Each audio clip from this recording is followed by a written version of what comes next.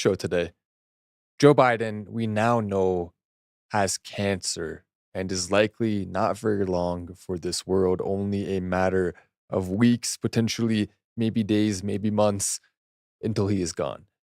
That is the big news of the day. Prostate cancer, stage 4, has metastasized in the bone. This is something that at his age often leads to other complications. It may not directly lead to his death, but this is the path that is being taken by Joe Biden and his family right now. It is going to lead to Joe Biden no longer being here in only a matter of a very short period of time. So if he was president right now, then we would have President Kamala Harris, the first female president, would be sworn into office as a result of a death, not as a result of winning an election. Pretty crazy stuff, Joe. The other side of it is we know that they had to have known based on what happened with this. I mean, I guess it could be a turbo cancer, could have just shown up. Is that the reaction that people are having to Joe Biden having cancer? So on one side, you have this deal where we know that they had to have known about it for, he slipped up. I don't know if you know this, but he slipped up back in 2022 when he was at a press conference and stated, I had cancer, right? But the other side is that people are wishing him well and saying we pray that he is going to heal. And Matt, I'm not sure that I feel that same sentiment personally. He allowed a Trojan horse of the worst people on earth to go into office. He was not running that. The worst people we can imagine were, and he allowed that to happen. He played the role of it perfectly.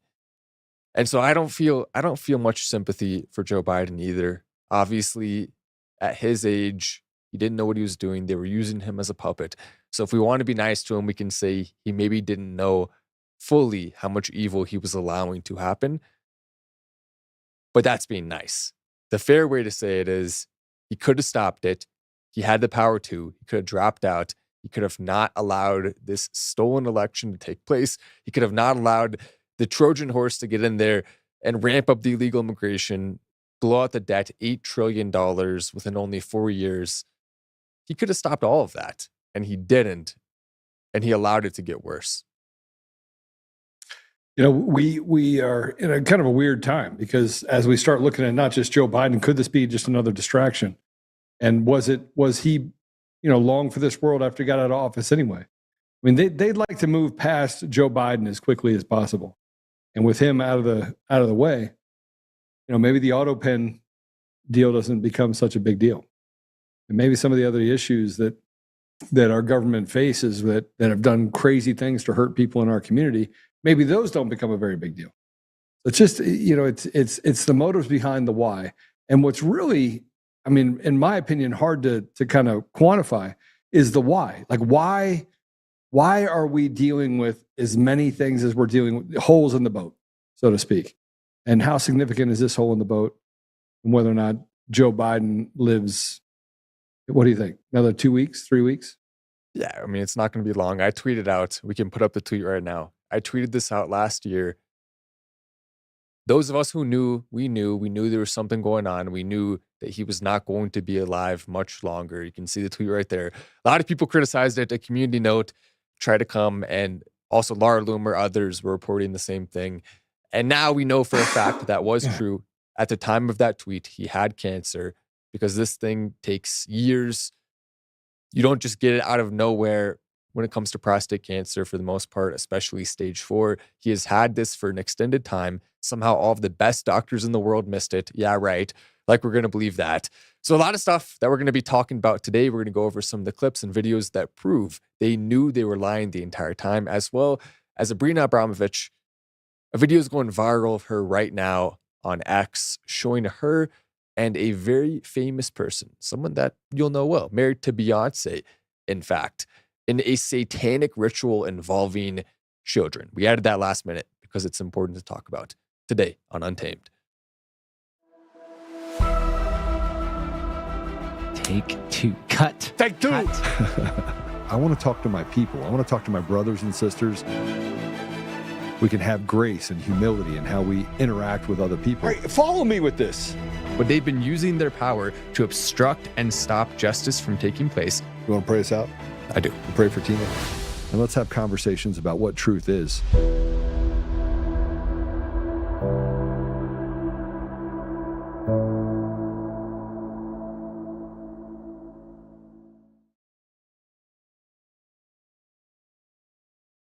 You know, as I start looking at this, Matt, you know, there was an article that came out today, and that article says he's diagnosed with an aggressive form of prostate cancer, his office said, and that according to a statement, Biden was diagnosed with prostate cancer characterized by a Gleason score of 9, grade group 5 with metastasis to the bone. Statement noted that while this is more aggressive form of the disease, cancer appears to be hormone sensitive, which allows for effective management. President's family reviewing treatment options with his physicians, his office said. Biden was evaluated after a small nodule was found in the prostate, which necessitated further evaluation, his office said last week. The interesting part about this, from my perspective, is that he had to have known. Someone had to have known. Jill Biden had to have known. She did know. We know she knew. And she cared more about power and winning the presidency again than she did about his health. Yeah, in 2022, I was right about that. 2022, Joe Biden was sitting was on a press conference, and he said, "I have cancer. I've been diagnosed with cancer." Do you remember that? I do. Do we have that? Did we pull it up? Did we? Oh, what, did I miss it? Was it in the thing? Oh, okay. Well, let's skip down to A5 then real quick. This is if he didn't know, Matt. If he didn't know, then why? Why in 2022 did he say something? Is it? You know, is this a? Well, we're going to get to the reason why, but let's go ahead and play this. This is Joe Biden talking about how he had cancer, diagnosed with cancer. And because it was a 4-lane highway that was accessible, my mother drove us, and rather than us be able to walk. And guess what? The first frost, you know what was happening? You had to put on your windshield wipers to get literally the oil slick off the window. That's why I and so damn many other people I grew up have cancer. And why can't, for the longest time, Delaware had the highest cancer rate in the nation.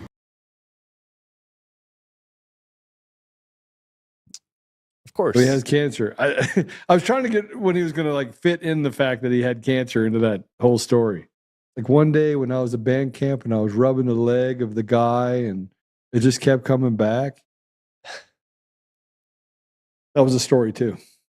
Yeah, I remember that corn pop and all the other great stories from Biden. But that wasn't him. We know for a fact now. He did have cancer at that time. Typically 2 years is the course to get to stage 4. He probably knew about it at that point. It was treating it, meaning Joe Biden knew about it as well. All of them knew about it. They still tried to run again anyway while he was being treated for that.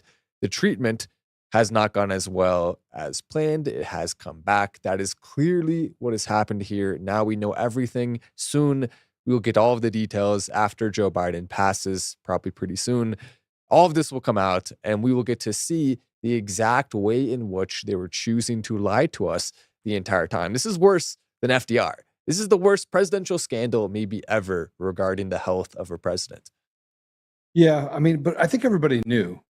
You know, everyone, and that's the weird part about everything that we've faced over the last 4 years, is that everyone was talking about the fact that he had cognitive decline. Everyone was talking about the fact that he wasn't in charge. Now the auto pen scandal is coming out. We're talking about cancer.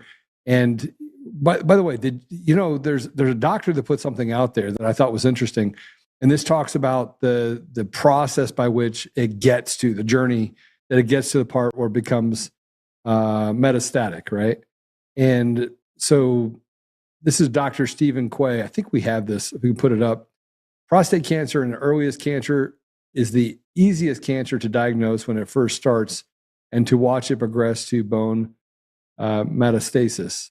The PSA blood test shows the rate of cancer cell growth for even with the most aggressive form. It is a 5 to 7 year journey without treatment before it becomes metastatic, meaning it would be malpractice for the patient to show up and be first diagnosed with metastatic disease in May of 2025.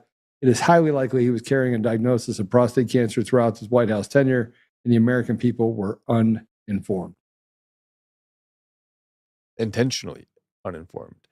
That was the plan. And the fact that they allowed him to still run knowing that, or at the very least, I mean, imagine this. Imagine Joe Biden is so hungry for power that she intentionally stopped these tests from taking place and or hid the results in order to prevent him from dropping out. One of those two things has to be the case. It can't be any other scenario. This is too big of a profile medical case for them to just mess it up like that out of nowhere. I mean, it has to be one of those two. Either one is equally as bad almost.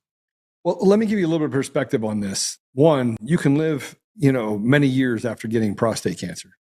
So it's not something that you would lose your life tomorrow on typically. So typically they have things like Whipple surgery and all sorts of other things that they can do in order to prolong the life of having prostate cancer. With that said, the likelihood of making it out alive with prostate cancer is 0 to none.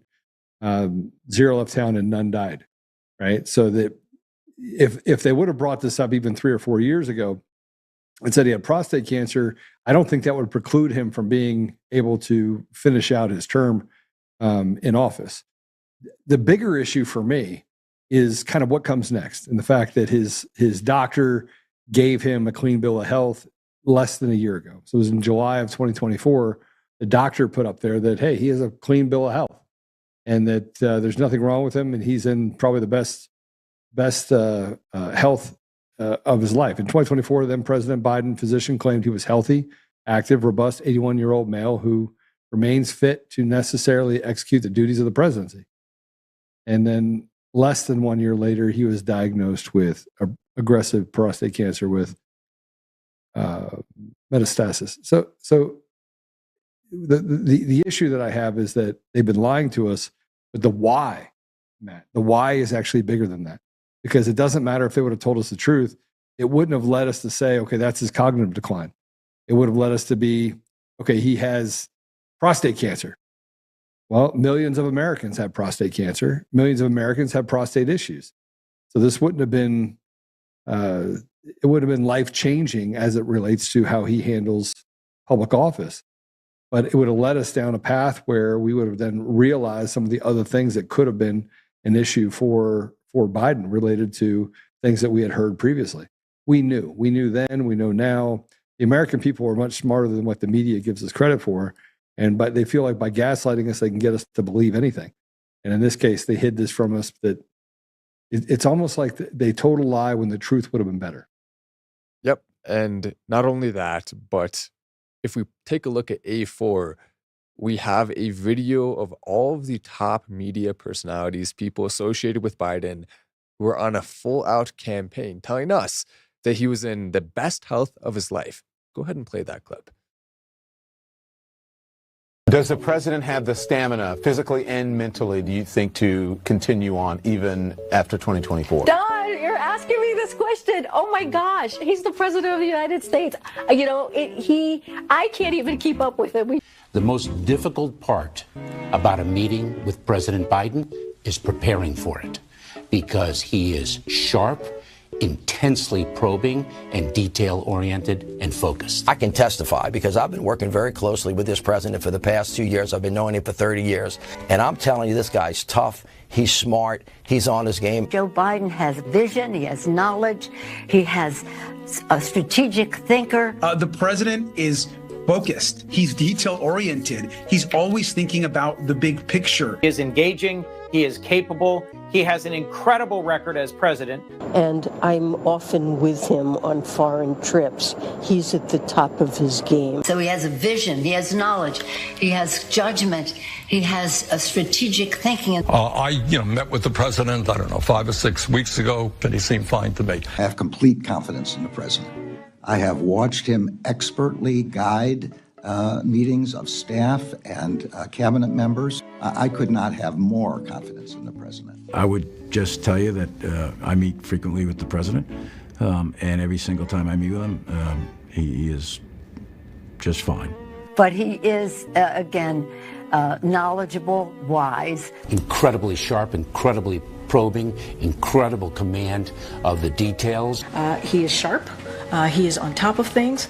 There is nothing to these challenges, these suggestions that somehow he's not sharp and he's not capable. We see Joe Biden up close. We know how attuned he is to the issue. And you're going to see how smart he is and the experience he has. I say his age is an asset. He's wise. Yes, he's wise. He has wisdom. He has experience. And his experience, because of his age and his wisdom, has been invaluable to this country. A lot of countries, people who've been in office a longer period of time are praised for their wisdom. I have seen a lot of 72-year-olds not as capable as this 80-year-old. It is hard for us to keep up with this president. His mental acuity is great, fine. It's as good as it's been over the years. He's fine. All this right-wing propaganda that his mental acuity has declined is wrong. And this kind of sense that he's not ready for this job is just a bucket of BS that's so deep, your boots will get stuck in.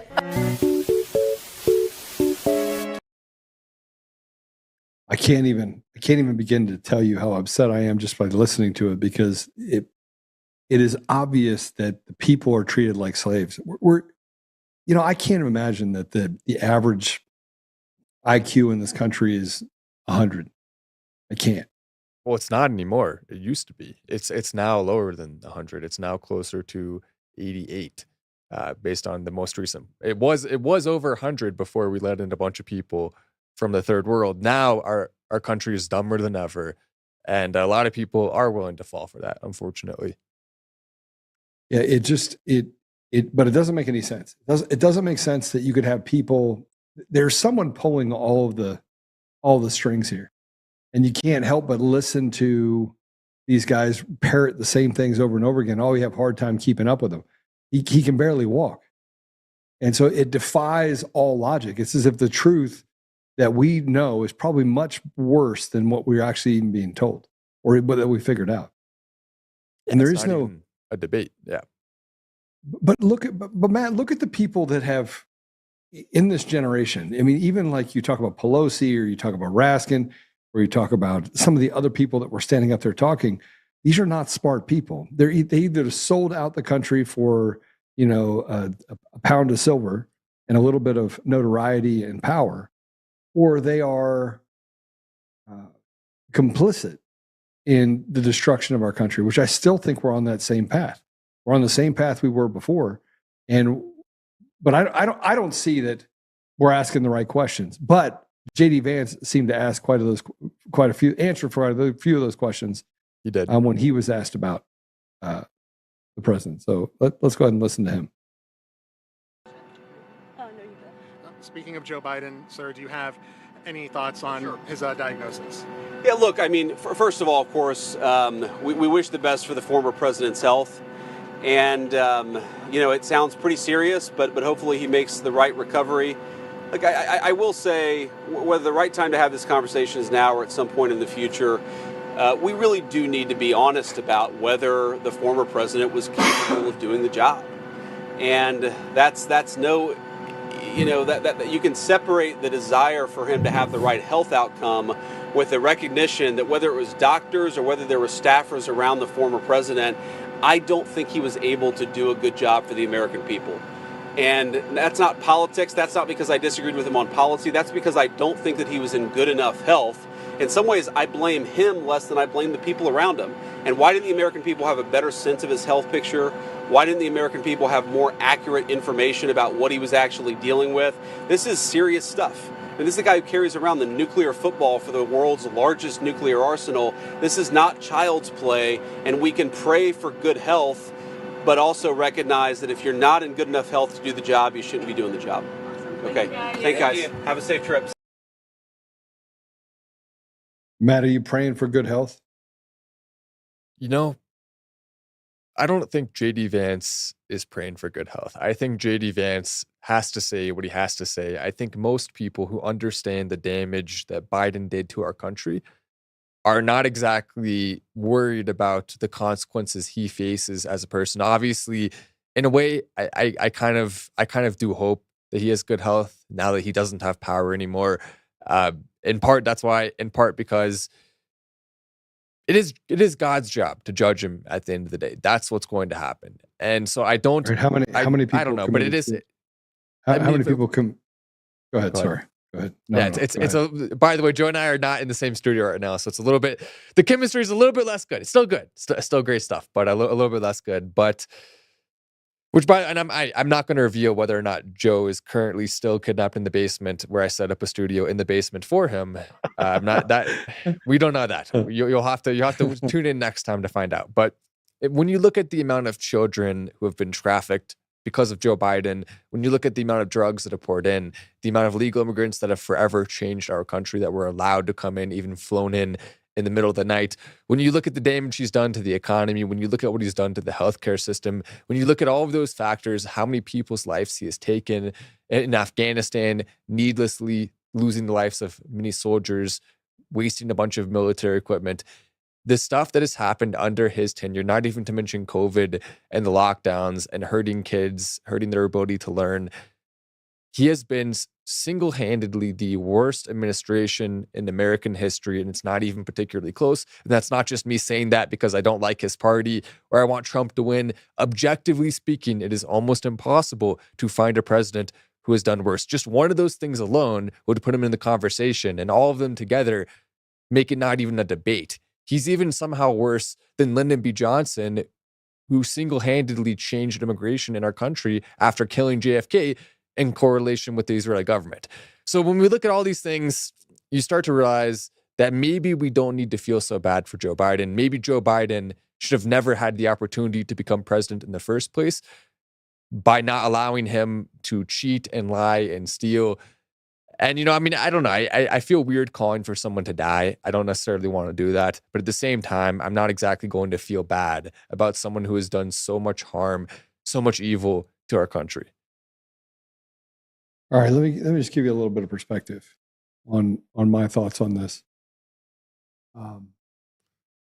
During that 4-year period of time, you still have it. You have it happening in Colorado where if you don't call someone a man or a woman that is a man dressed up like a woman, that you can be charged with a hate crime. So you have to go along with the charade and lie to that person, or you are subject to being arrested for a hate crime. Now, I'm going to continue to call a man a man. I'm going to call him sir. And I don't really care if you dress up. You want to play dress up, you can. But you get to lie to yourself, not to me. But during this 4 years, it was not a victimless crime. What happened in 2020 was not a victimless crime. What is happening in our country today with the judiciary is not a victimless crime. And what he did and what he was at the head of for those 4 years has cost people their lives, their livelihood, has destroyed families, has killed millions of Americans. You had people that committed suicide. You have trafficking of women and children that happened during this time. You have 12 million people minimum that came across the border and were committing crimes against Americans. Many gang members, yes. So this is not I refuse to look at this as if we're not in a war, right? And you don't pray that your enemy is victorious. And Joe Biden is my enemy. Joe Biden and the Democrat Party, they are my enemy. They have proven themselves that they work antithetically to how our country should operate. And they have proven themselves to do great harm to the people in this country and to treat them as slaves. So I'm just going to tell you up front that, while I don't wish death upon anyone, I want him to live just long enough to go to trial and to be hung for treason. That's what I want him to do. And you could say that, Joe, that's not Christian. And I will tell you, I lost a lot of Christians. I lost a lot of good men and women over those 4 years. I watched as people suffered and burned to the ground. And so you could say whatever you want. I'm just going to tell you what I think. I think the guy should rot in hell. I'm not going to judge Joe Biden, but I can judge his behavior and the fact there should be consequences. There should be accountability for his misdeeds. And as you get further and further into the Joe Biden era and what he did with his son, even what he did with his son in selling and peddling influence overseas. We see what he did with China, see what he did with Ukraine. You see what he did with Burisma and the fact that it ruined even lives overseas because they were acting as if they were the cartel, as if they were the untouchables. And in essence, what we've proven is that they are untouchable. Now, one person's been arrested. Now, one person is facing treason. Now, one person has been given the boot inside of the election machine companies. Not one single thing has been done to right the wrongs. And the American people have run out there, and we have literally collected all the information. We have experts in nearly every field. And no matter what we bring forward, the media stands down and runs away from it because they're intentionally dishonest. So no, I don't feel bad for Joe Biden. I think the guy literally needs to be tried for his crimes. I think Jill needs to be tried for her crimes. I think the people within Dominion voting systems need to be tried for their crimes. I think Eric Coomer needs to be tried for his crimes. I think all the way down the line, the J6ers that lost their lives, that were there, that were peacefully protesting before they were shot and treated with such disrespect, and I think they should be tried for the crimes. Roseanne Boylan, the person that was killed, the person that killed her should be tried for their crimes. They should go to prison for the rest of their lives because what they did to our country and what they continue to do in our country and what the Republicans continue to do to prop them up, I just think it's disgusting. I think it's absolutely wrong. And at some point, there's got to be recompense. At some point there has to. And I just don't feel like we're going to get there until we actually put our foot down and stop trying to be the bigger man, trying to virtue signal with a guy that frankly has caused more harm and done more bad things to this country over the last 40 years than I think any single other politician, albeit Barack Obama. He's Hillary probably a close second. Maybe on that list too. Yeah, we have a few people we could name on that list. It bothers me so much that we have the nameless faces, and then the ones that do have faces that literally lost hope through all this. They were locked in holes and cages for 3-4 years, and what it did to their mental. I mean, you look at what it did to Jake Lang's mental. I don't believe the guy. I think the guy seriously needs to, sit down with a psychologist and kind of work through all the pain and anguish of spending 4 years in basically solitary confinement. But I think there's other J6 political prisoners that went through the system. You have judges that should be tried. I mean, there's just so much, Matt, that I look at and go, you know what? I refuse. I refuse to say that I could stand on the side of the devil, even if it's for a minute. I won't do it. Yep. And by the way, Obama gave us Biden in a way. Yeah. So really, if we want to look at someone right now who deserves to face justice more than anyone else in the country, it is Obama. Mayorkas also has to be very high on that list. People like Soros, they're older though. Obama's still relatively young, and he right now should not be walking free. That is an abomination, no pun intended. That is a disgrace. And if he faces justice, that's going to be the strongest signal possible to everyone else. Biden is one thing, but Obama is beloved by many. And that is the signal that needs to be sent to someone who's beloved by many, but is really evil, who has lied and stolen and betrayed and taken so much to the heart of this country and ripped it out and thrown it on the ground and stomped on it, then thrown a bunch of money, trillions of dollars of debt on top of that. That's what we've seen from that man and from everything associated with him. Disaster. And so he is the one, I think, who is at the top list. By the way, so we have this. We have her interview, which is spelled HUR. That's the name of the interviewer. This interview from 2023 shows you a little bit of a look at what they knew was happening with Biden, at his mental cognitive ability. So during this time, we were living in Chambers Road, and there were documents related to the Penn Biden Center or the Biden or the cancer shot or your book. Where did you keep papers that related to those things that you were actively working on? Well, I don't know. This is what 2017, 18, that area? Yes, sir. Remember, in this time frame, my son is either been deployed or is dying.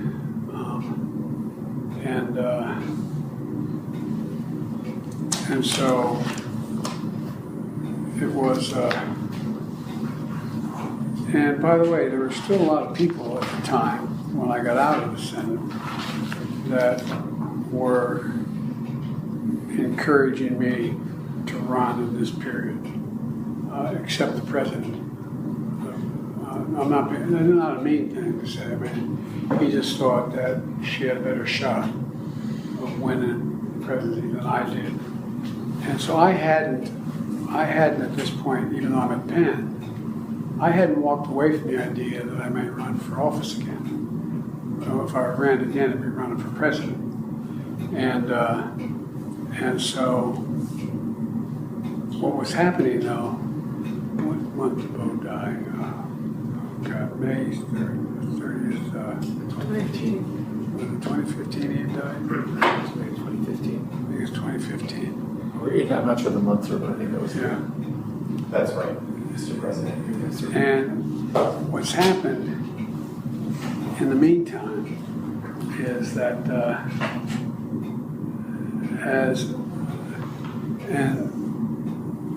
Trump gets elected in November of 2017? 2016. All right. So, why do I have 2017 here? That's what. All right, we're going to take a quick break. We're going to take a commercial break. And when we come back, Matt, we'll finish up the other 2.5 minutes. I know it's like watching paint dry, but I want you to understand the question that he was asked and what kind of answer he got. They don't connect at all. And much of what he said was just a bunch of, what's that? You can hear him stumbling through the whole thing. I mean, I actually don't think it was that bad. Okay, you forgot the exact month that your son died. I mean, that's not exactly something I would be trying hard to remember if I was him. And he did have mental decline, obviously, at that point. But I think it got so much worse in 2024 than it was at the time of that interview. But it's still interesting. It's fascinating to listen to that. Yeah. All right. We'll take a commercial break. When we come back, we'll listen to the rest of the Biden blubbering.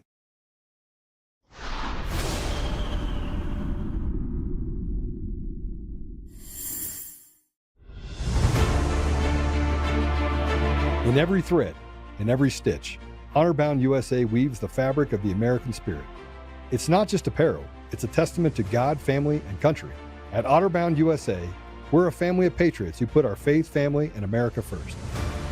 When you visit our website, you'll find a line of products that embody our commitment to pray, stand, speak, and act. As the official site for the Untamed podcast, all of our products proclaim speaking the truth with courage. We also have the powerful documentary from Professor David Clements, Let My People Go. Identify yourself as one of the few who are willing to stand for what they believe in. Join the Honor-Bound USA family today. Wear it as a badge of honor, commitment to the values that shape us, and a pledge to the bright future we will build together. Because when you're honor-bound, you're not just wearing a brand, you're embodying a lifestyle.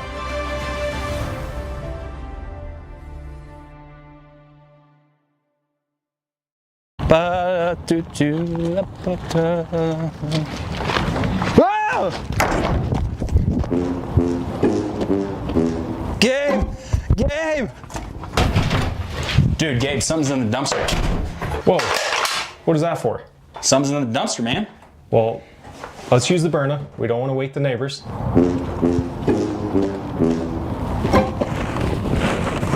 Freeze! Stop resisting! Stop resisting!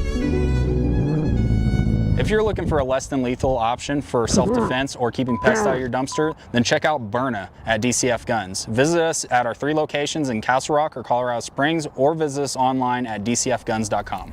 Come join the DCF family today, where we keep the range hot and the deals hotter.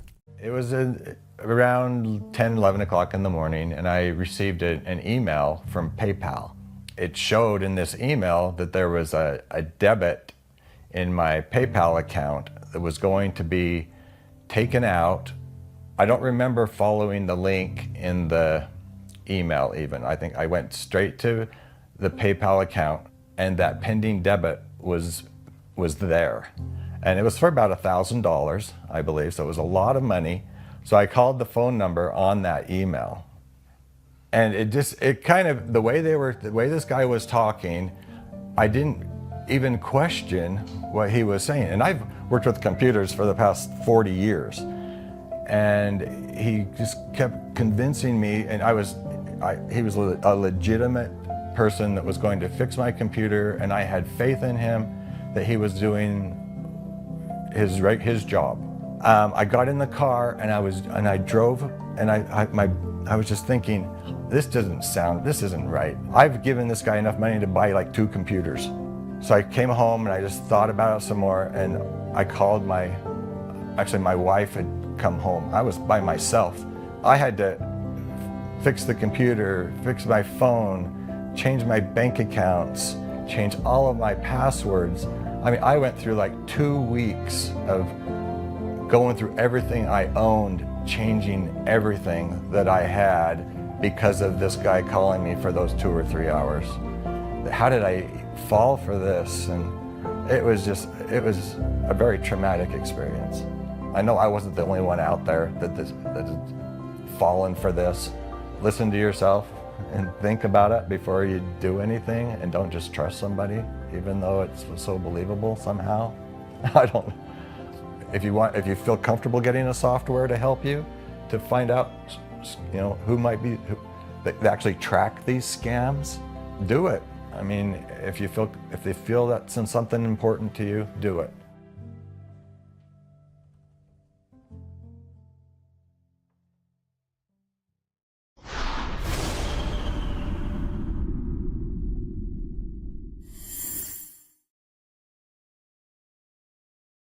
All right, let's finish listening to Joe Biden. This is just an excerpt from the Her interview. Let's go. You left office in January of 2017. Okay. But that's when Trump gets sworn in. Right. January. Right. Correct. Okay. Yeah. Correct. And in 2017, Bo had passed, and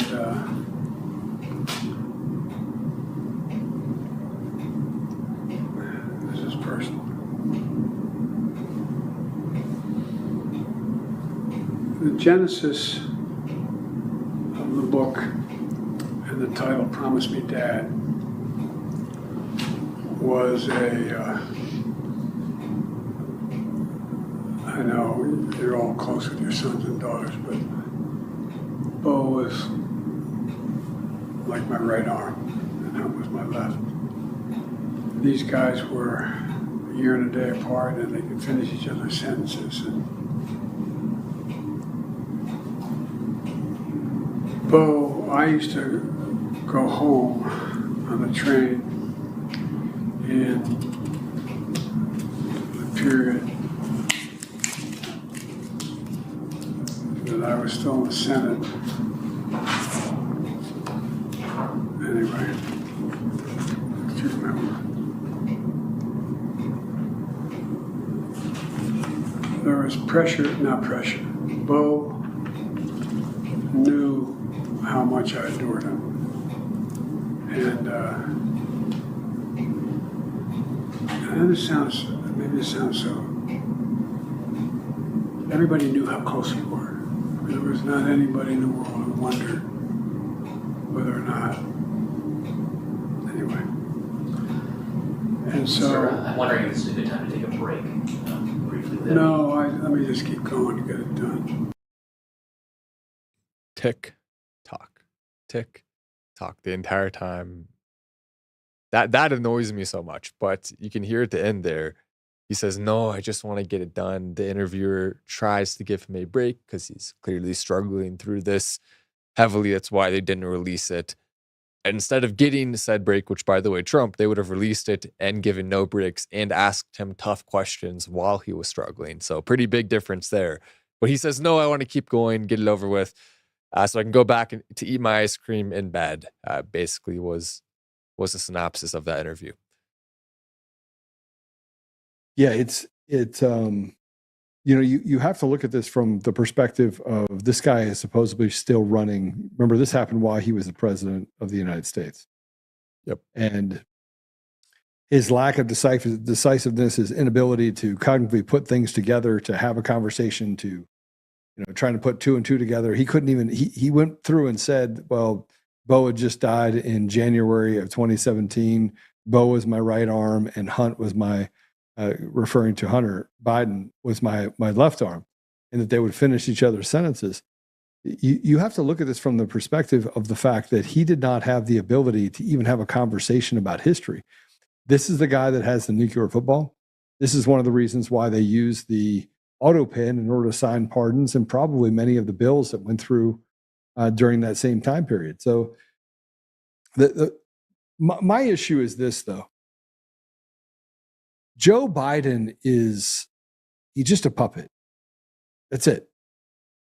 But it wasn't just Democrats that were out there saying that he was sharp. You had Republicans like Lindsey Graham that were doing the same thing. You have a cabal of people that are in government, that are in leadership, that are walking past any ethical or moral obligation they have to the American people. They're walking right past it. And it doesn't matter if we're talking about his involvement with classified documents. It's very difficult to look past over those 4 years and not see what they did to President Trump and others. Hundreds of millions of dollars that they said that basically he had to pay for either victimless crimes or crimes that never were committed to begin with. So I just, it's very difficult for me to look at this and not want Biden to pay the price. And frankly, I wouldn't be sad if Biden left. I mean, I hope that I hope his soul is saved. I hope at some point he begs for forgiveness and looks to God. I know that we've all done things in our lives that we regret, but it's hard for me to look at this and not go, this guy deserves a lot. He deserves a lot. I'm trying really hard, Matt, but he deserves nothing good from me, and he won't get it. It is tough, though, because if you look 40 years ago at Joe Biden, young Joe Biden, before he was as corrupted, that's a man that I agreed with on most of his policies. Someone who didn't want to blow out the debt, who believed man, woman, marriage was the only type of marriage that existed. Even Obama believed that at first, or at least claimed he did. But I believe Biden really believed that. Biden, in some ways, would have had the ability, if he was president when he was younger, to be significantly closer to what we want to see than he is now. And so it's not just him. He is part of a corrupt system that has taken over our country from the inside and turned it into a woke machine that is designed to hurt us while profiting the people at the top, particularly the politicians who get the money on kickbacks. So it does, I mean, I know many policies he's voted for throughout his career, many things he's done have been bad, but at the same time, you just look at the way that party was when he started in it, at the way his own policies were. If you look at JFK around the same time and some of the other politicians that rose to power on the Democratic Party, they were very different, and they were very different in a much more positive way. And because of that, I agree with you, Joe. I want to see him ask for forgiveness for the terrible path he chose to take at the end, for not standing up to his own party's evil when he had the moral ability that we know for a fact, because he had it before, that he could have done that. He knew it was wrong and still did it anyway. For power, money, whatever the reason, because he wanted to have that presidential seal. He wanted to feel what it was like to be the big guy. For those reasons, he chose to sell out our country, sell out his morals, which maybe he doesn't even have them anymore. Seems that way. Let's look at far-reaching. Let's get past the shores of the U.S. Yeah. Let's forget about that for a minute. Let's say that what you said is all of it is we forgive him. How many people died in Ukraine? How many people died in other parts? How many soldiers did we lose in Afghanistan? How many billions of dollars were left behind in Afghanistan that were then used to hurt and to kill and to maim soldiers, U.S. brothers and sisters around the world? How much unrest and how many bad things happened to people around the world that led to death and destruction because we had a weak president and a weak country that was just primed to be taken over by really bad people. At least 1 million. Joe Biden is directly responsible, his administration, for at least 1 million deaths minimum. So could we call that genocide and ethnic cleansing? I mean, and you know, let's just say it. I said this on Sunday. You know, that we have this Jewish population, these white, liberal, radical, Jewish atheists, people that don't believe Jewish in God, atheists. Yep. that are out there running things. You know, 46, 48% of judges in this country are Jewish. The vast majority of them are faithless zealots. We can start talking about the entertainment industry and how it's overrun with the Jewish. And look, I'm not anti-Jew. I'm not a self-loathing individual. But I keep looking at the power structure and the fact that they put really weak, pathetic people in positions of power and authority. Joe Biden is a symptom of a larger problem. He was once regarded as the stupidest man in Washington on the Hill. And everyone knew it. Everyone would talk about how dumb of a man he was and is. But now we want to excuse all that and excuse all the bad things that they've done and walk away from it and tell us that we have to at some point be okay with it and wish him to good health. I don't wish him to good health. I wish him to be well enough that he can stand trial for his crimes. The same way that I think that judges and politicians and people that have taken their bribes and betrayed the American people, they should face the same consequences as he does. Yeah, and by the way, if you look at his administration, the people who caused the most harm were formerly Jewish atheists. Yeah, like Mayorkas. If you go down the list, more than half of his administration in the top roles, almost every single person in the top roles, and more than half of his total administration were formerly Jewish atheists. That's what his administration was. That's who comprised it. And that's who allowed all of these evil things to happen, because their friends, many of whom own many parts of the military-industrial complex, there's a club of formerly Jewish atheists that is running huge sections of our society. Jew-ish. Jew-ish. And they're not Jewish. They're atheists. We all can see they're so far removed from anything that's even close to resembling God. They're white Those people. are atheists. They're white atheists that hide behind and cause real harm to the Jewish people. Real harm to the Jewish people, because they go out and they're diabolical. They kill, rape, and murder and stand behind it and use justification of, oh, we're under attack. The only reason that they're under attack and that the Jewish people are under attack, the actual Jews are under attack, is because these Jewish people over here have used them as a human shield. They're cowards. And yet they have been able to capture, because of the evil that they represent, many parts of government, not just in the United States, but around the world. World Economic Forum, WHO, I can mark down the line. They're either deviants or they're either atheist deviants that then do the bidding of the Jewish population. And I know this is not very popular. People are like, oh, Joe, I can't believe you're bringing this up. Well, I mean, Joe Biden is a symptom of what we've allowed to occur in the ranks of our country. And, you know, the Israel, over an 8-year period of time, collapsed 5 times. 5 times the country of Israel completely collapsed. Constitution had to be rewritten. People were thrown out. Congress was canceled 5 times. And the reason why it collapsed is because the good people, the faith-driven individuals inside of Israel, are being betrayed, much like the American people are being betrayed by this group of diabolical demons and their little sidekicks that are not only inside of the judiciary, but also in the financial systems. And they've infiltrated every part of it. And the whole thought process behind what they think, education, is that they want to seek and destroy and put themselves up on a pedestal and say, we're just better than everyone else. Look, the second that you said that you're an atheist, you have no value to me. You don't. Atheists have no value to me. And they're part of a club. And they don't care about anyone who's outside of it. If you're outside of the club, oh, you die, oh, you lose everything, you have to get vaccinated, all this stuff. They don't care. Either you're in the club, you're part of it, you're part of them, or you're other.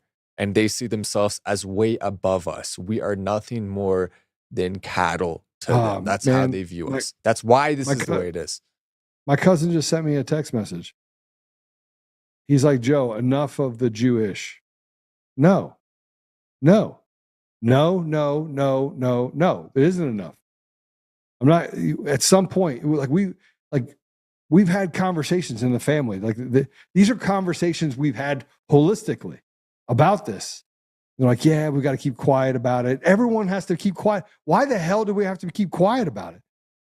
You have Netanyahu that literally was able to wait 7 hours before saving people in the attack that happened on October 7th. I don't get it. I mean, how is it? How are we not allowed to talk about this? Why isn't it we're not talking about this more? But instead, we're not allowed to talk about it. And that leads, by the way, to the largest amount of anti-Semitic behavior that we have seen exist since World War II. That's what we're dealing with right now. And it's all because radical, atheist, Jewish people that have formed this fraternity with really bad people are walking all over humanity. And we're allowing it to happen. I think it's wrong. Let me read this. So here's a list of people. And I want to look you directly in the eyes, Joe's cousin, if you're still watching. And I want to read this to you. And I want to hear your thoughts on this. Because how can we see... Okay, hi, Isaac. So I want to read this, and I want to hear your thoughts on this. Anthony Blinken, Secretary of State, all of these people. David Cohen, CIA Deputy Director, responsible for great amounts of evil. One of the worst of all, Merrick Garland, Attorney General. Avril Haines, Ronald Klain. We're literally listing the worst people in the history of our government. Eric Lander, Rachel Levine, Alejandro Mayorkas, my least favorite person to ever walk this planet. One of them, at least. I hate him so much, it's hard for me to describe. Ann Neuberger, Wendy Sherman, Janet Yellen, responsible for one of the worst economic crises in history, allowing us to go $8 trillion into debt without even blinking her pathetic eyes. And we just go down the list, and that's only part of it. Those are top-level people in the Biden administration who are responsible for great amounts of evil, and every single one of the people I just mentioned is part of the formerly Jewish atheist club. That is a fact. And so when we see great amounts of evil being perpetrated by a small group of people that represents a tiny fraction of the population, formerly Jewish atheists are less than 1% of the population, and yet are responsible for such a huge portion of the evil that happens in our country, how can we look at that, see our kids being hurt, see our country being run into the ground, and say nothing? We're not calling for hate. We're not calling for anyone to be hurt based on being part of a specific group. What we are calling on is for people like that who are part of that club to not have positions of power because they have consistently shown that they like to use it to push the club's agenda, the evil agenda that we have seen perpetrated against us in the last 30 years, and especially in the last decade. Even Trump. How do we protect Jewish people if we can't get rid of the demons? It's like the gang members that they say, oh, black people are bad people. And then you have the gang members over there that are terrorizing black people that frankly just want to live their lives and go to school and go to church and do the things they need to do and live within their community, but they can't. And then they're judged by the behavior of the thugs that walk around doing bad things. But the thugs became thugs because they were denied their ability to actually have access to opportunity. And the same can be said for this atheist cabal. They literally have raped, stolen, destroyed, taken, bullied, you name it. They've done it all. And they hold on to the axis of power in so many different ways. And everyone walks around on, pins and needles, just hoping that they don't catch the ire of the person that runs that particular group or that cabalish cartel within their environment. And so we're not honest. We're institutionally dishonest about what's really happening to people in this country. And and by the way, go to Israel and have a conversation with anyone. They'll all tell you the same thing. There's different rules for thee than there are for we. And they're the same thing that we face in the United States with this leadership that feels like they're above the law and do whatever they want, and treats people like slaves, so goes also the people of faith in Israel. Right. And many of these people, by the way, are not even loyal to America. Some of them are dual citizens. You know what? I don't have a dual citizenship with any other country. This is it for me. This is it for my family. Yeah. If this doesn't fail, this doesn't succeed, rather, then we're done. If this fails, we get taken down with the ship. They don't. They know they have enough money and resources and power. They can do whatever they want. Many people don't. And so that's why we have to call it this evil, no matter what happens. I'm worried about protecting Christians. I'm worried about protecting people in my family. And I don't want any other group to be hurt necessarily as a whole, but they're not my focus. My focus is the people who are part of my group. My focus is the people who are close to me, who I love, who I care about, my friends, my family. That's who I'm trying to protect. And everyone else we can focus on next, after we protect ourselves first. I always said, you have to say God, family, country in that order. And then everybody else is down below. Yep. But I mean, it's hard to look at stuff like the Jeffrey Epstein deal and the fact that it's been years, over a decade, that we haven't gotten access to any of that information. And those people were in positions of power and authority that were abusing children. There was a question that was asked that I thought needed to be asked, that was asked to Levitt, Carolyn Levitt. And that is, when are we going to figure out where the ties are to our intelligence community and to Jeffrey Epstein, and whether or not that information was actually collected so that they could bribe and blackmail people in positions of authority all over the country. We know that that's the case, but they keep hiding the information and kicking the bucket down the street. How can we look at our government and say, over here, you're telling us that we have to be law-abiding citizens while you break the laws with impunity and do whatever you want, and no one is ever held accountable, including raping children and killing people? That's the reality. You see what happened with Weinstein. Over 20 years, he raped women in Hollywood, friends with everyone from Oprah all the way down. You don't think they knew? They did know. And we're supposed to sit on the sidelines and just take it while we give them 56 cents on every dollar while they steal elections, and then tell people who are experts that we're somewhere along the line, we're not experts anymore. We don't understand. We don't understand the complexities of counting votes. We understand perfectly what it is. And then you look at the stuff happening with P. Diddy Combs. It's unbelievable. And yet there's people that are coming to his aid and saying, oh, we got to protect him. It makes everything that we're facing right now so much worse, because we actually know, like most Americans know, that it's these atheist shitbags and their counterparts that have infiltrated and stolen the very dignity of our nation. And we're supposed to sit back and just let it happen. I can't do it, Matt. I don't see it. I don't see it as a sustainable way to carry forward. And I think all these people need to pay. And we can start with Biden and move down, but people need to go to prison, lots of them. Or we need to get tiki torches and pitchforks out, and we need to string them up ourselves. Sorry, but that's just, at some point, if the law is not the law, then we have to go make sure that we restore the law. And I don't believe that the law is the law anymore.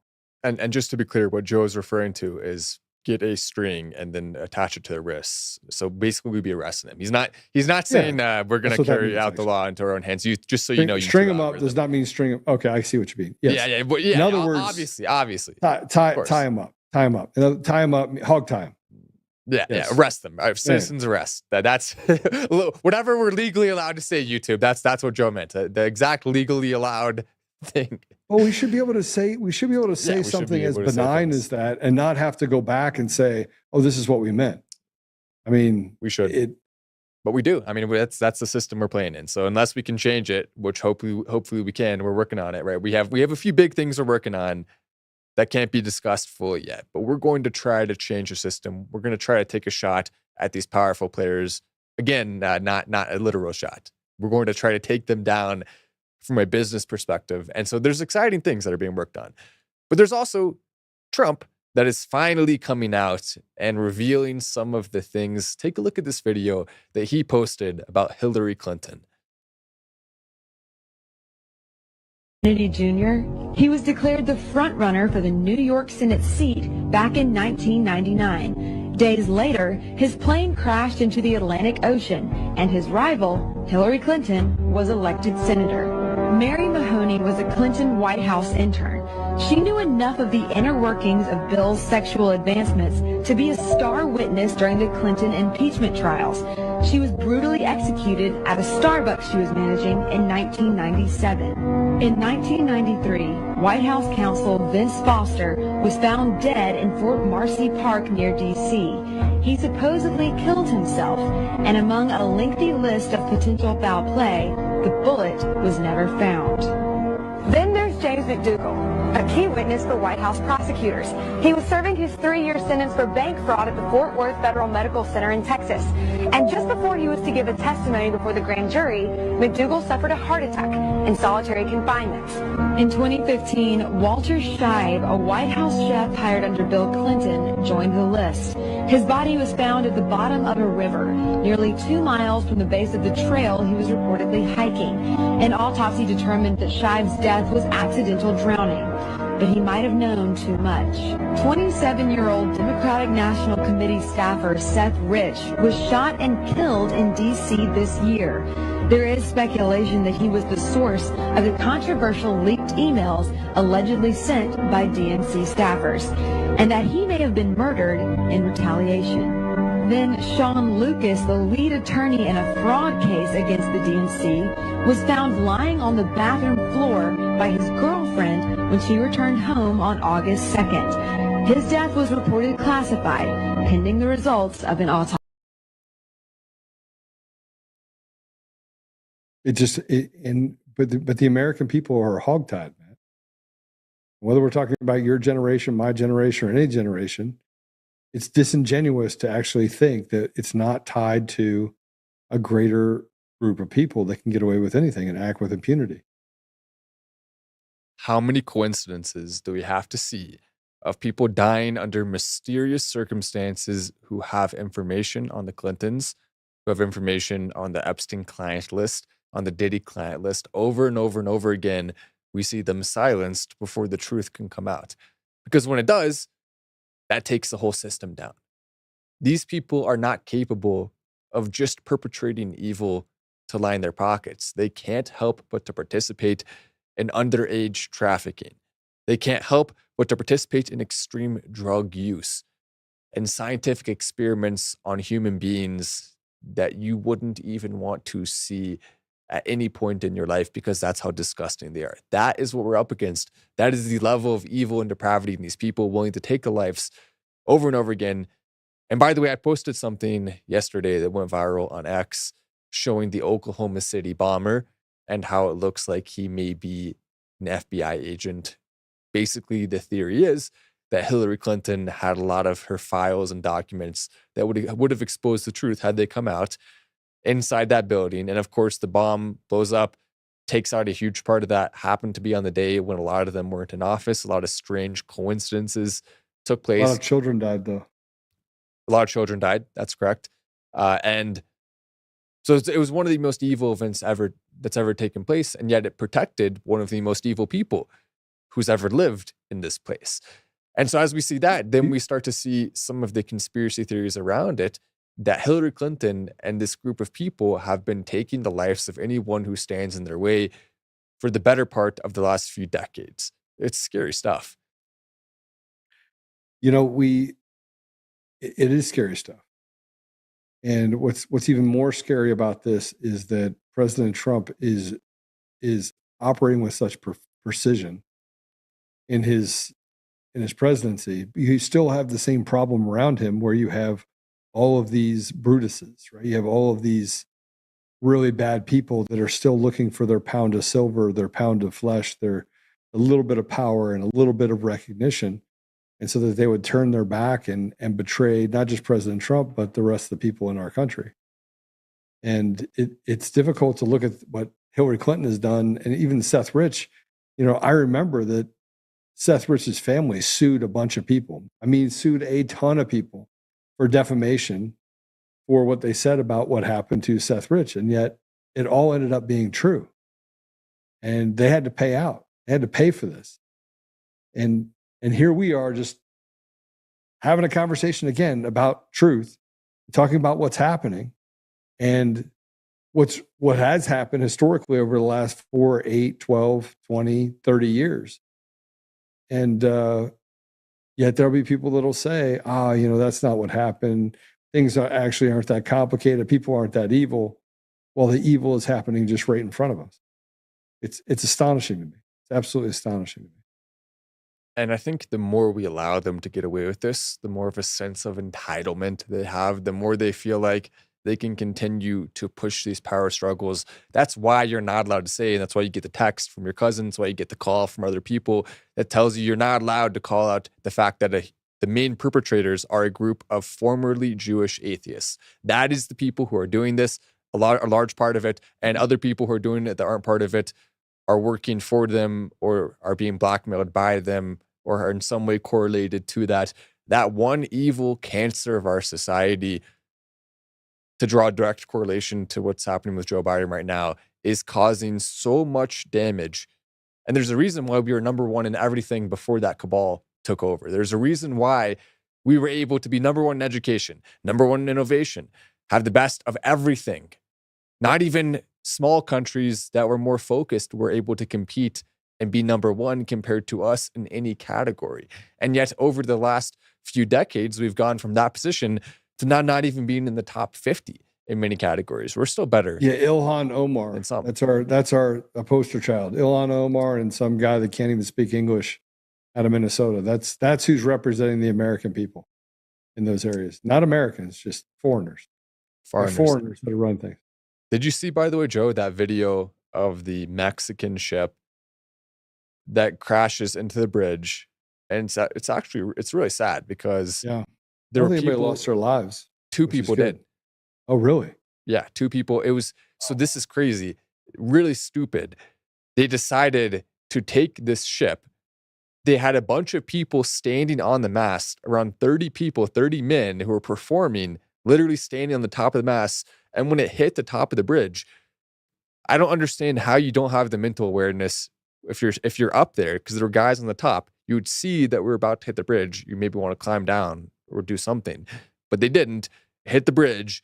And so 2 people fell to their deaths. And that is just a microcosm. I mean, it's extremely sad, first of all. My prayers go out to them. But at the same time, this is a perfect microcosm of the United States.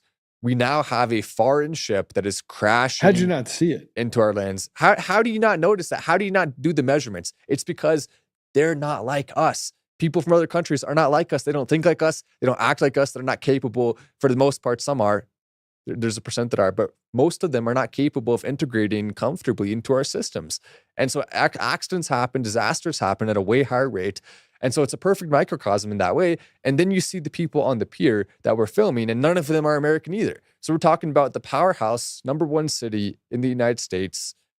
And no one in this entire event is American. 2 people lost their lives, extremely sad. And we're not calling for people to die because we don't want them to live here. We just want to have our own country with our own systems that are run by us. It's that simple. And people who come here have to fit into that and be part of it and be enthusiastic about it, or else they can't come. And when you watch that, you just see not only the incompetence, but you see the people who are on the pier don't seem to really understand or grasp the situation. It's so disgusting to watch, and it makes my blood boil to see that we're currently in that state. Why do we even have a Mexican flagship driving in our harbor in the first place? Well, it was a event, I think. They were brought in for an event. It was, yep. Yeah. So Matt, did you also see that Putin, did you see the thing that Putin said a couple of years ago that frankly I'm worried about now? He was on stage with France. Let's go ahead and play that. We have the clip, right, Apollo? Yeah, I want to explain why I'm showing it. But yeah, go ahead. Okay. Спустя 2 года намного острее воспринимаются слова Путина, обращенные тогда к европейской аудитории. You want to go to war with Russia? You ask your readers, viewers, users of internet resources, do you want to? You want France to go to war with Russia? But that's what will happen. European countries will automatically be drawn into a military conflict with Russia. Of course, the potential of a united NATO organization.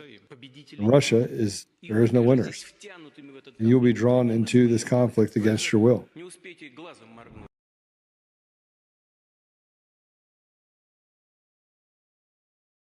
The reason why I bring that up is because President Trump is in office right now. And as President Trump goes and plugs holes and does things to stop the world stage from becoming this massive place of chaos, back here in the United States, they're literally pulling and putting more plugs in the boat. They're creating more holes, taking on more water, because we have ineffective leadership that won't address the problem.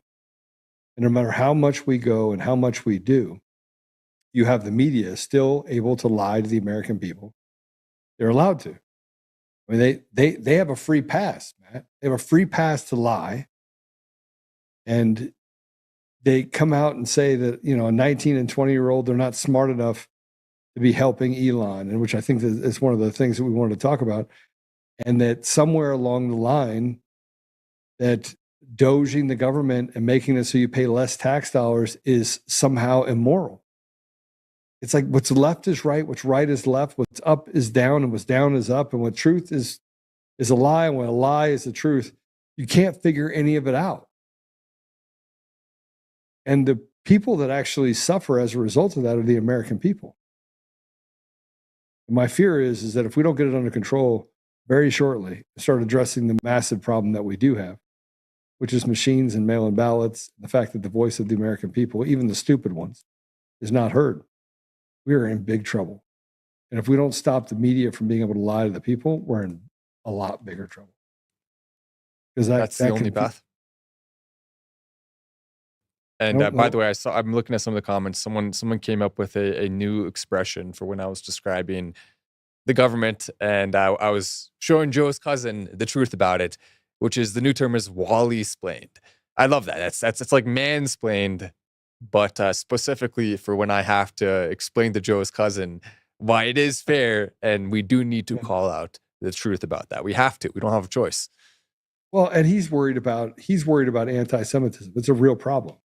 Right? Just like when, some Asian kid does something wrong, they go and they want to attack Asians because you have stupid people. Because if what you're saying is true, and that the average IQ in the country is 88, that's not that bright. Yeah, that's nearly half of my IQ. Same. So, I just like tag two assholes like, yeah, our IQs are better than yours. It's kind of funny, but it is actually true. It is a fact. Joe's IQ and my IQ compared to the average and Apollo's IQ. IQ. Apollo's IQ. The people, if you're watching the show, you probably have an above average IQ. Everyone watching this show is at least 120 plus, right? So it's weird to think that half of the people in this country right now are under 88, because that's what that means. Average 88. A lot of people are 70. Which is what got it up that high? That means there's people in the 60s, in the 50s. There are, and they all have blue hair, and they run around yelling that there's 200 different genders. It's absurd. It's absurd. There was a guy that was talking about this specifically related to Elon Musk bringing in 19 and 20-year-olds. You remember Big Balls? Of course, Big Balls, number one. Yeah, so Big Balls was in a meeting, and they finally uncovered Big Balls. Well, now they're saying, oh, you have a bunch of 19 and 20-year-olds, as they're praising themselves in their 70s and 80s for having so much wisdom, and that Elon should not have access to any of the information he has access to in order to uncover this stuff. And there was a reminder that was done. It was like Captain Obvious. This guy was talking about, I believe he was a congressman, was talking about the fact that there's 19 and 20-year-olds serving in this country. Let's go ahead and play it. But it was a Elon Musk does have a security clearance. He has a top secret security clearance. By God, he makes the rockets for NASA. But the suggestion that he somehow can't be trusted to dig into how we're spending our money is nothing but a smokescreen to hide the corruption and the wasteful spending that has occurred there. And I am personally offended at the left's continued references to 19-year-olds and 21-year-olds in there doing work. There are 19-year-olds who have won the Medal of Honor defending this country. Just because you're 19 doesn't mean you're some child who can't be trusted. It is offensive. And if you're 19 years old out there, 20 years old, and you're serving this country, by God, your service matters. Keep serving. We thank you for that. I love that. He's right. Yeah, he is right. But here's the other part. We worry about the stupidest shit. We don't call it out for what it is.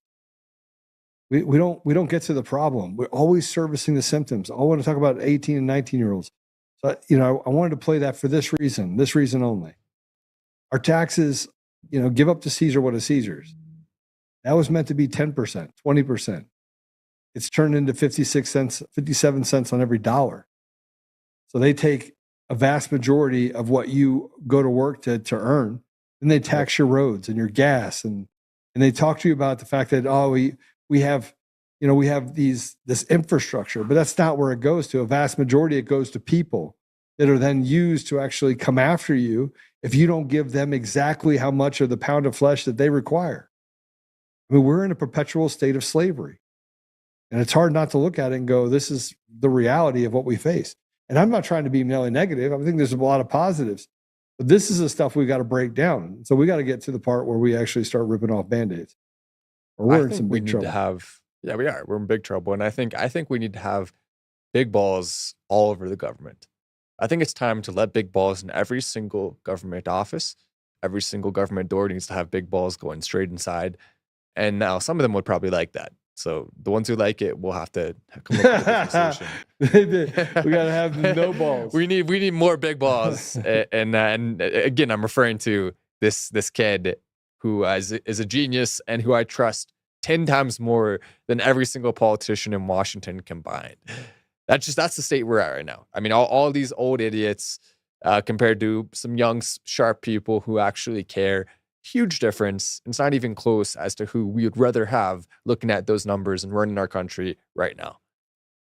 Hey, so Jeff said this in the comments. I spent hours last Saturday listening to a guy decry Jews. I just never engaged between flat earth and Jews. The dude never shut up, screwed up the whole barbecue. I think they're talking about what we were talking about. I think it's the Jews fatigue. Okay, so I want to be really clear.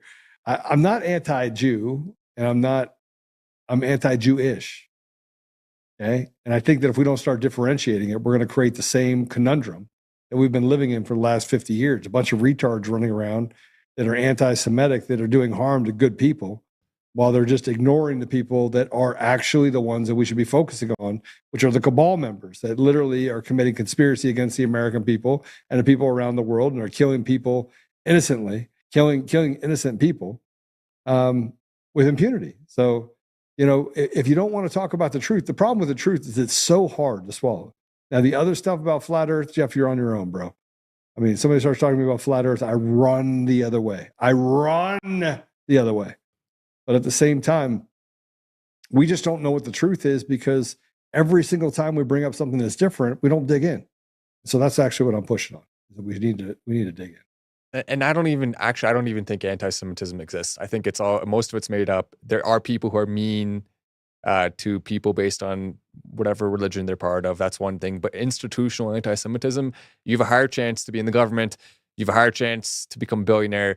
And that's based on the systems that are in place, that is institutional. And so there is no anti-Semitism. That's a ridiculous way to just try to stop people from calling out the truth about what people in our government are doing. And we're not going to stop because of any of those calls or cries. And again, like Joe said, don't be mean to anyone. We don't want to hate on people unless it's for a specific reason to a specific person. But at the same time, those specific people, it is now time to hate on them. And we have to call out why they're doing it. It is because they're part of that group. Klaus Schwab, Bill Gates, Soros, they're all part of the group. You got you. They're all part of the group, and that's why we have to call it out. We're calling out a specific group of people, and anyone who supports that. And by the way, also close to 88% of Jewish people who do vote for Democrats, it's Jewish women rather, not Jewish people. Jewish men vote at different rates, but it's around 80% of Jewish people vote for Democrats. I'm calling them out. I'm calling out the 90% of black people who vote for Democrats. I'm calling out the 50% close to of white people who vote for Democrats. I'm calling out every single group who is voting for the destruction of our own country. And if you vote for it at a higher rate, you get called out more. Period. We don't care about any of the words, the claims. Oh, my feelings are hurt. Well, how about this? How about innocent children are being hurt? So we don't care about your feelings. Yeah, I don't care about your feelings. I really don't. That's fun. That was a fun rant. That was my favorite. That was my favorite rant in a while. What did you think, Joe? It's pretty. How'd you rate that rant on a scale of 1 to 10? It's pretty good. That was a 10. That was a 10. I'll give you the 10. I'll give you a 10. Yeah, we both had some good rants today. Some good. It's always nice to get some pushback because it brings out the best rants. Absolutely. You know what I'm playing with? What was that, Rubik's Cube? Can you solve a Rubik's Cube with your 200 IQ, Joe? I don't have a 200 IQ. I sure can. Okay, I want to see. Let's see. It's been a little while. If Joe solves this, you have to press the like button. No, I'm not doing it right now. I just undid it. And I'll just redo it. No, everybody knows it's all an algorithm. It's just like left, right, switch, left, right. It's easy. I mean, you don't have to be a genius to do it. All right, you get to pray us out, bro. I do. It is time to pray us. And by the way, yesterday's show, I almost forgot, and Apollo reminded me. So thank you, Apollo. Obviously, that's the most important part of the show. And that's why, and by the way, if you're watching right now, wherever you're watching from, bow your head with us and pray with us. I think it's important that we talk to God, and the closer we are to God, the more protected we will be, the more we will be able to pursue what is right. So without further ado, dear Lord, as the show continues to grow, and as we continue to have more influence, help us to use it for good. Help us to choose our words carefully and to be able to make a difference in a positive way. As so many people have gone away from going to church, as so many people no longer read the Bible, no longer feel it is necessary to have a relationship with you, let a guiding force be brought back to earth. Let people begin to see the path again. If you look at the Bible and you see all of the books, all of our authors from different places, and you see that it doesn't contradict itself, you see that it is your word. Help more people to see that as clearly as we can. And help us to see it more clearly as well, because none of us are perfect. None of us are able to be Christian in the right way or the perfect way. But help us to be as good as we possibly can be. Amen. Right. And a shout out to Viva. He just rated our stream again. We are wrapping up. Oh wow! So we may have to go a little longer now.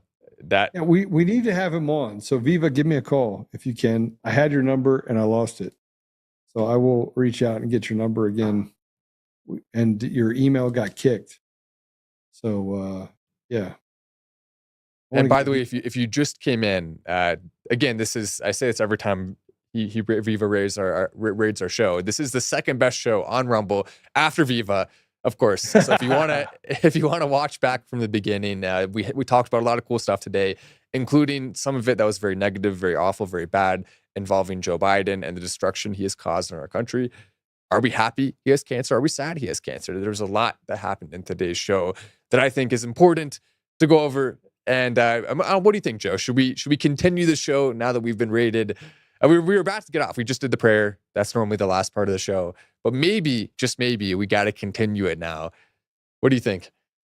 Well, I mean, yeah, we can continue on if you want to talk about some stuff. Viva, by the way, is one of the, he is of my tribe, right? So he is one of the people that I talk about that's adversely affected by this cabal that doesn't respect the people, the men and women of faith from Israel. So, I mean, at some point we're going to have to get to a place where we have the conversation about what it means to do the right thing, right? And separate out bad people, regardless of whether we're talking about, individual actions. But when they build a cabal, when they build a cartel, you can't say that all Mexican people are bad, because the cartels do the work. Most Mexican people are amazing. Most Spanish people are amazing.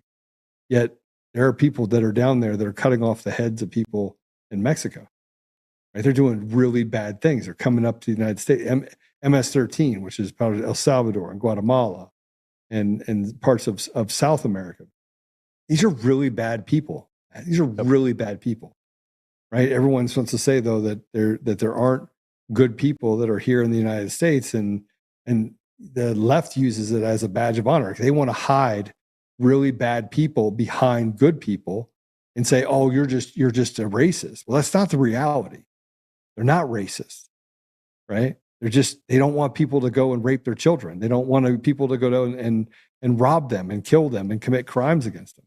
Well, speaking of crimes being committed, I want to actually play this clip, which is, and 100%, what you just said is 100% true. By the way, I lived in Latin America for 3 years. Some of the nicest people I've ever met there, but at the same time, their systems suck.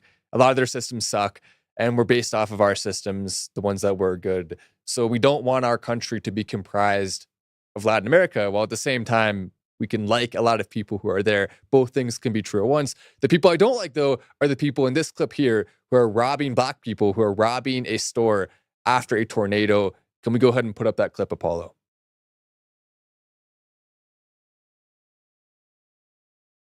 Yeah, god damn. There goes the truck. Yeah. It's the other one. There goes the And this is one of the tornadoes. We also have a clip of them robbing it. But so there's the clip of them robbing it. So this is them in the store after the tornado. A massive tornado goes through, and so we have these black people who decide to use this as an opportunity to go and rob from the jewelry store there. And so they're going in, looking under the shelves, trying to find jewelry in the cases. And this is why people get upset, because I didn't see a single white person. There was all black people, and they were just robbing indiscriminately in the store, acting like thugs. That was what they were doing. And it's disgusting, because that's not American culture. That shouldn't be here. No one should be doing that. And I know, Joe, everyone knows that doesn't mean all black people are bad. Obviously, we can like a lot of black people. Most black people even can be good, whatever the percentages that. But that is bad. That is evil. That is wrong. And it is clearly racial based on the fact that all of them participating were black. No question. Absolutely no question. I'm sorry, I'm trying to figure out the vernacular and learn what raid out means. Send people to raid another live stream. We should probably send people to raid another live stream.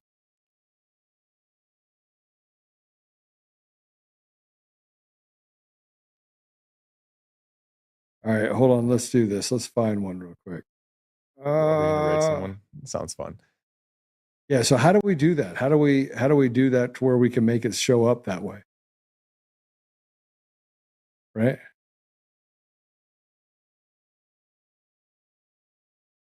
Oh, you do? Well, let me find someone that we can raid. Hold on, I'll find one. Live. We gotta find someone good to raid. We have to find a good raid to take place, and a better raid than the raid of the jewelry store by the black people that were there after the tornado came through. Because that's the worst. That's the worst. Obviously, that's someone owns that store. They also were robbing houses too. Other videos showed that. So they take the worst time possible, the worst event where people are suffering and where oftentimes people are dying, and they use that to try to enrich themselves by stealing from others. And where's the police in that? Why were the police not there? I mean, it just happened, the tornado. So maybe that's why. But at the same time, like that shows you how far we've come from a country that respects the law and order and prevents things like that, to a country where that's so rampant that I would be willing to bet most of those people won't even have any consequences against them for what they did. All right, I found someone to raid. Oh, perfect. Let's raid the Red Pill. Yeah? Red Pill News? Red Pill News is good. Yeah, hold on. I'm going to grab it right now. Oop. All right, we're going to send you guys to actually raid Red Pill. Well, let me see if I can do this. This is actually kind of fun. It is. We got to do it in the middle of. We got to do this in the middle of Viva's show too. Which I think he's. Here you go. You get it. All right, we're going to send you guys to raid us.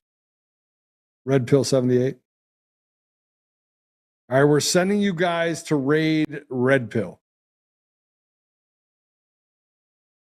Do we I don't know need to what that put a means. link? How do we do a proper raid? What's the best raid? I don't know, but I got to learn. I want to know. Viva is like he is like the Jedi.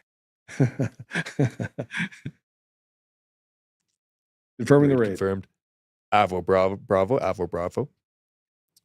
All right, we're coming over. Why not Alex Jones would be fun? Oh, you want to do Alex Jones? We can do Alex Jones. Too late. All right, we already raided Red Pill. All right, so we're going to join the Red Pill raid, and we will see you guys tomorrow. And then we're going to raid Viva tomorrow too. We're going to go early tomorrow, I think. That sounds fun. We'll see you guys. Let's get a few raids in. All right.